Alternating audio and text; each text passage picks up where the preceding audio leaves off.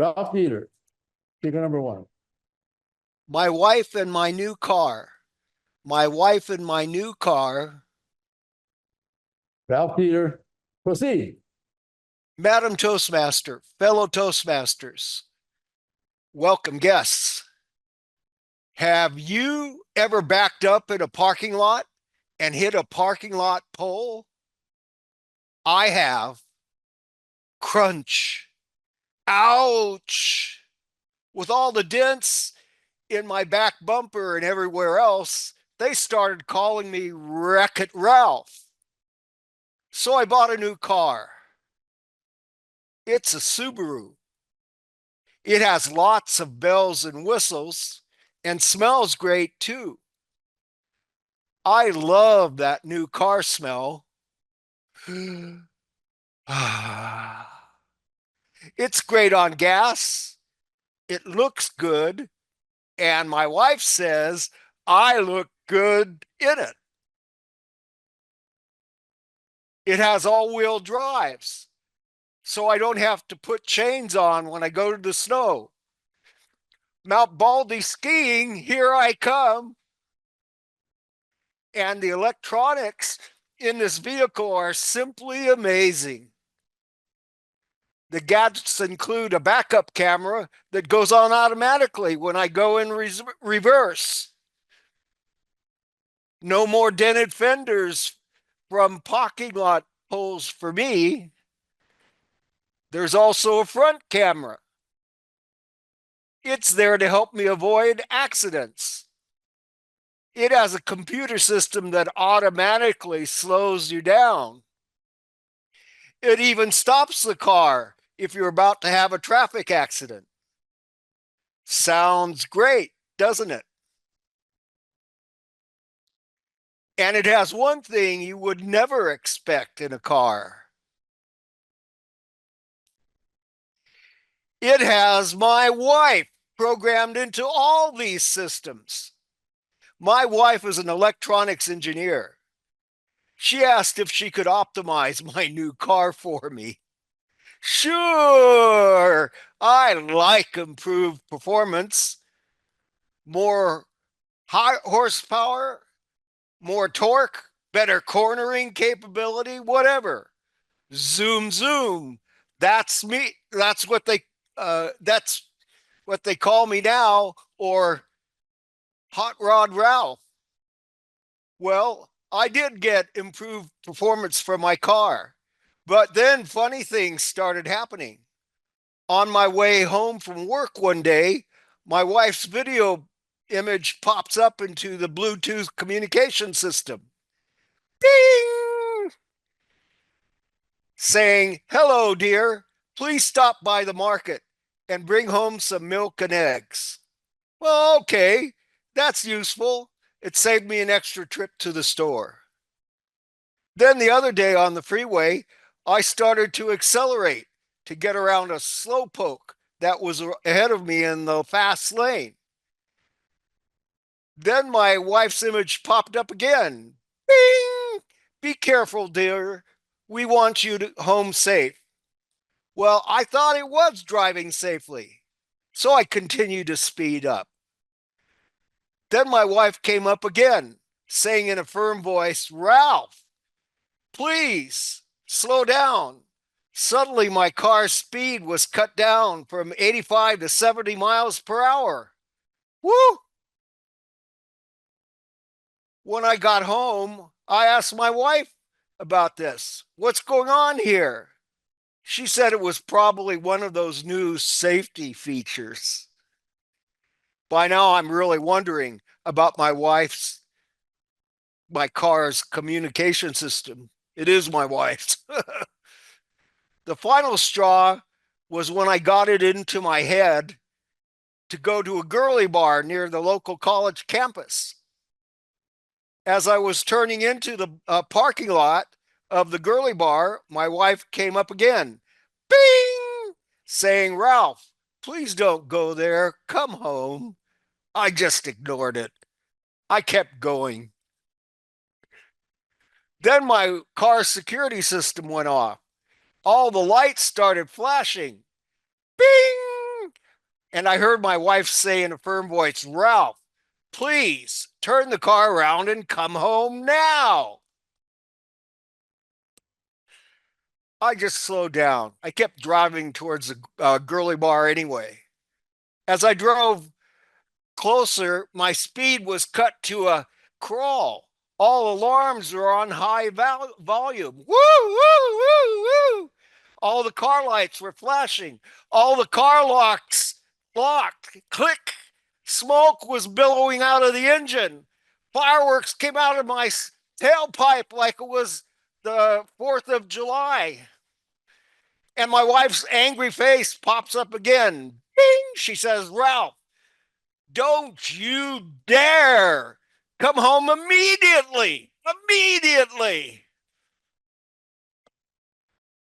A deep male computer voice says, countdown to driver ejection in 10 seconds. 9, 8, 7, 6, 5. Driver ejection imminent. 4, 3. Well, I didn't have a parachute, so I had to turn my car around and leave the parking lot of the girly bar. Several guys were watching all this near the girly bar, and they just shook their heads and said, that must be one of those new car models that my friend Bubba told me about. It has a communications programmable feature for wives. That guy's in big trouble now. I wouldn't want to be in his shoes.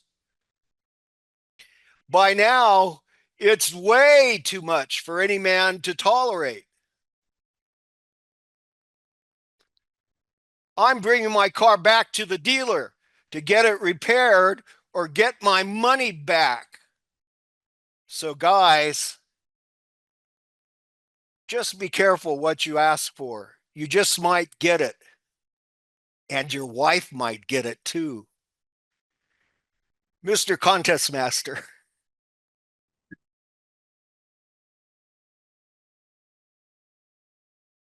Speaker number 2, Connie Jameson. Connie Jameson. Dust. Dust. You okay, Rob? Proceed. Dust, dust, glorious dust all around me. Mr. Toastmaster, fellow Toastmasters, if you know me, you know that is very true. I am not a very good housekeeper. And for years, I was embarrassed by dust, frustrated by dust, confounded by dust, until I decided to look at dust in a different light. No, actually, I look at dust in all kinds of light. I look at dust in a different way. Look at the positives about dust. And yes, there are positives. For one reason, dust is convenient. You know, you've all been here. The phone rings and you're supposed to take a message or write down a phone number. Hold on, just a minute. I have to find paper and pen. I found a scrap of paper and here's a pencil with a broken lead or a pen that's out of ink. I don't have that problem. I just find a flat surface. My paper, my pencil, I am set. Thank you, dust. Secondly, dust helps with child rearing. Yes, you heard that correctly. Dust can help you with child rearing. I'm bored. There's nothing to do around here. Ha ha. There's always something to do at my house. Ta-da! Dust cloth. Goodbye, whiny kid. Third reason, there are exciting discoveries. Tom, look, that old gray vase isn't. It's a beautiful jade green color. It'll just match our living room pillows that we bought. It's gorgeous. I have started to view dust as almost something mystical. Something, well, think about this. On TV, I heard that sand and dust can travel all around the globe. It can travel across oceans, across continents. Just think, there in your own home can be the ashes of Julius Caesar or Cleopatra or even King Tut. Imagine that. However, I started thinking, and I'm rather reluctant to even try to dust it all, because how would you feel if you were the person that rubbed out the last ashes of William Shakespeare, or even your own great, great, great Aunt Hilda? No, I don't think I'll ever dust again. Another situation is, well, we mentioned old, Aunt Hilda and all, antiques. How many of you like antiques? I love to go to antique stores. And I am very proud to say that I have antiques in my own home. Problem is, if you keep them too clean and shiny, people may doubt if they are really antiques. But with just a little dusting of dust, they are. A friend told me, rather than just letting the dust settle where it may on your antiques, you take a tiny paintbrush, a little brush, and very carefully and artistically, you drop little pieces of dust, little particles onto the crooks and crannies and crevices of that treasured antique. Oh, it will make it look so much more antique-y. Halloween. When Halloween comes around again, dust will really help you with those costumes. One of the most popular each year is the mummy. You take yards and yards and yards and miles and miles and miles of bandages and put them around that little trick-or-treater, and then looks like a skinny snowman. Well, remember, the mummy had to claw its way out of the tomb after thousands of years. It's not going to look clean and neat and pure white. Spraying on the dust, lots and lots of dust.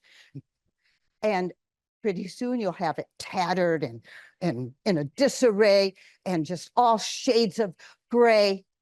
The perfect mummy. Beauty and fashion. Yes, dust can help with beauty and fashion. Let me explain. Blue eyeshadow. It has been out for a long time. And black is so stark and unflattering. But gray, oh, it's just so in, whether it be a dark, sultry type of gray, or whether it be a light, misty ash gray. Ladies, you will find a shade that's so flattering for you.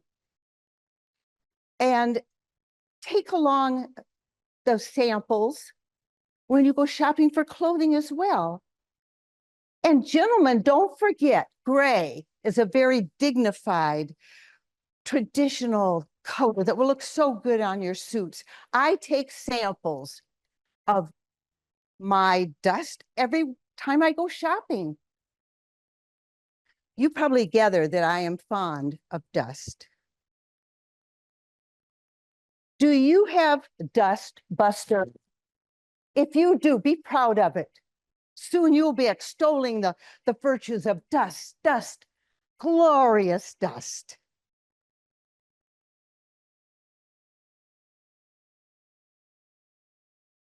Speaker number 3. Richard Snyder.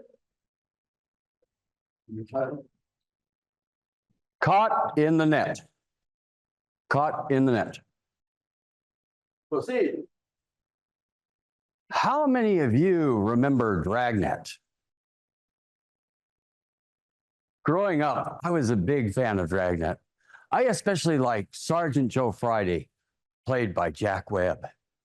He was cool, calm, and collected.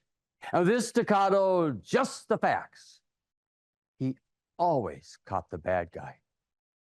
Growing up, I wanted to be a detective, just like Sergeant Joe Friday.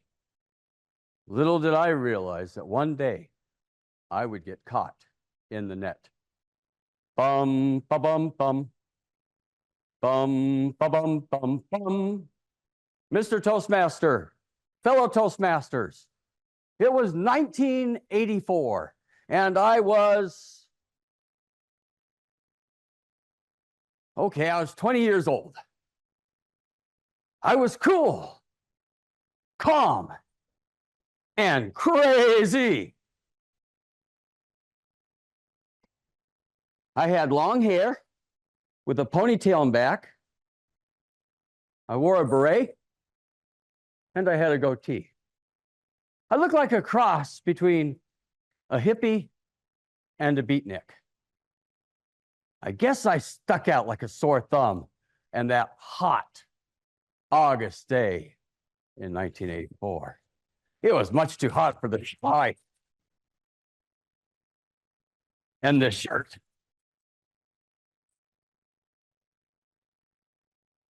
My father had dropped me off at Kansas City Royals baseball stadium several hours before the game was to begin. And as there'd soon be 30,000 fans swarming the stadium, I didn't think it very unusual when I saw a few policemen scurrying about. But when a van pulled up and 4 uniformed officers jumped out, I figured something exciting was about to happen. Just then I heard someone yell, "Hey, you! Put your hands up!" I looked in that direction. "Yeah, you! Put your hands up!" They proceeded to frisk me, and I was not in a frisky mood at that moment. Then they asked me to do a series of steps, which can best be described as the Macarena, done backwards. Bum ba ba bum ba ba bum bum, bum ba ba bum ba ba bum bum, bum ba ba bum ba ba bum bum. Hey, Macarena! Holy macaroni! This isn't a song and dance. This is real life. I'm caught in the net. Bum, ba bum, bum. All right, buddy. What's your name and what were you doing last Tuesday night around 7 p.m.? My name is Richard Snyder. But officer, why have you handcuffed me? And why are you asking me questions? I'll ask the questions. Just give me the facts. Oh, no. A Sergeant Joe Friday wannabe. Bum, ba bum, bum. My wine went back to my flask. The police had taken. I couldn't take the 5th. The police had already taken it. I'll just have to tell the truth. Oh, I couldn't admit that I was public enemy number 1, that just as you're about to sit down and enjoy a meal with the family, the phone would ring. Yes, I was a bum, ba bum, bum. Tell the marketer. But I didn't tell the police that. I was working for my father last Tuesday, sir. Well, is he around to corroborate your story? No, sir. He's on the road, but he'll be back after the game, and he can corroborate my story then. All right, buddy. Let's go. Where are we going, officer? Downtown, headquarters, for further questioning. Bum, ba bum, bum. Just then, a little girl and her mother passed by. Mommy, what did that man do? Shh. He's a bad guy. No, little girl. Does this look like the face? Never mind. I'm not a bad guy. I'm a good guy. What's that? Officer, a terrible mistake has been made. I'm not a bad guy.